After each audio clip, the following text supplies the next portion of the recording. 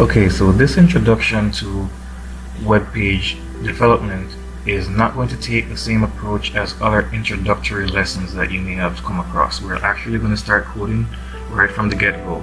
So to do this in the quickest way that I know how, we're going to go to this website here, codepen.io. So I have a bit of a startup here already, but you would go to the site here, codepen.io.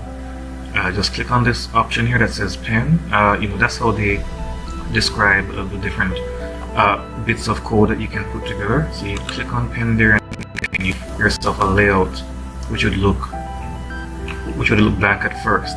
Of course, if it doesn't have this arrangement, that's fine, but the view is changed by clicking this view button here. And I think having the code boxes on the left works well, but you can do it differently if you want. And the result will show at the bottom here. In this case, the result is shown on the left.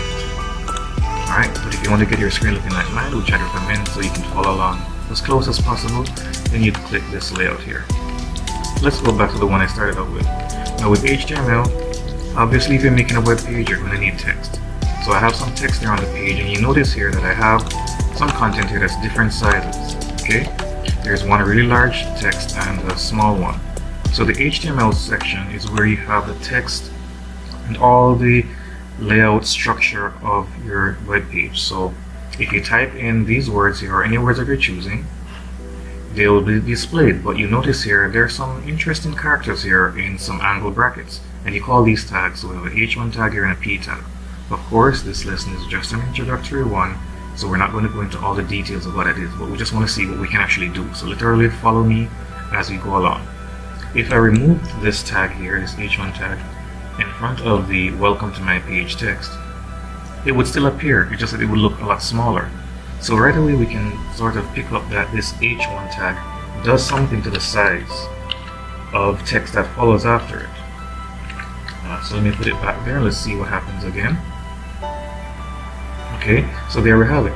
So one of the things they want to do is they want to experiment with existing code. That's where you learn how things work. And this P tag here, what does it do? Well, let's remove it and see what it was doing before. So I have now deleted that P tag, and you notice that the line is now one text without any paragraph spacing. So it doesn't matter that over here I have the paragraph spaced.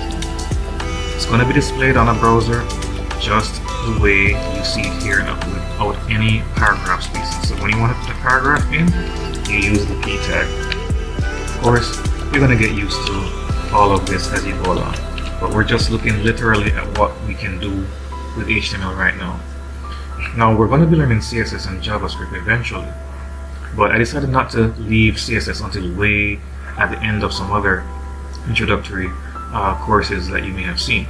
What we want to do here is play around with it right now. So type in this little template that you see here, and you can pause the video while you do that. This template here, we're going to just play around with this and see what happens. Now CSS controls the appearance, these kind of elements of the page. So for example, if you wanted to change the page background, we could change that here. So let's try typing the word blue here. At this point, after the colon where you see background blue, and notice the background has changed to the color blue. Let's backspace that and choose green. And the color is changed to green. So right away we're seeing here how CSS works with this. Now notice this only changes the background. The text is still black in color.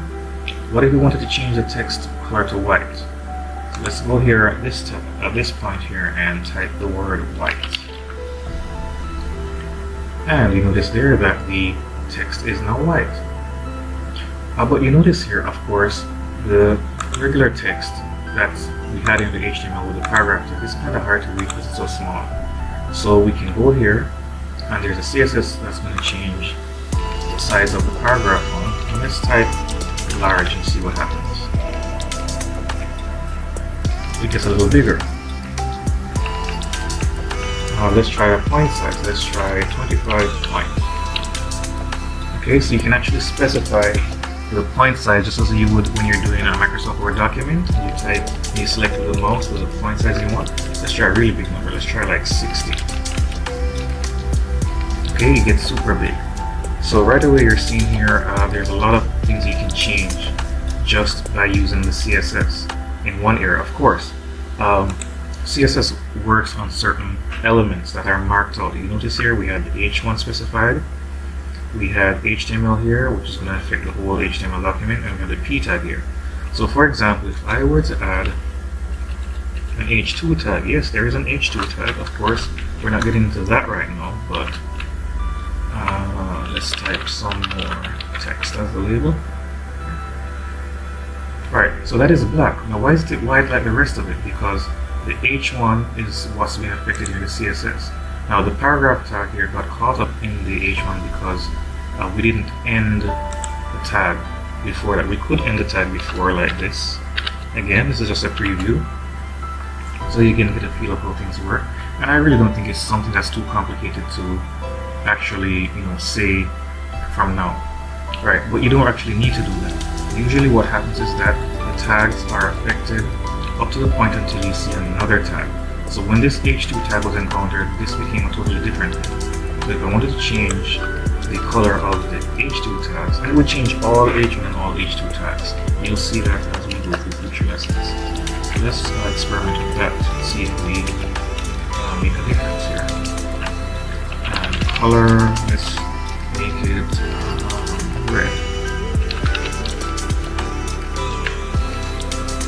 And there we have it. So this will change all the text that are marked with H2 tags as red. So if I was to have an H3 tag,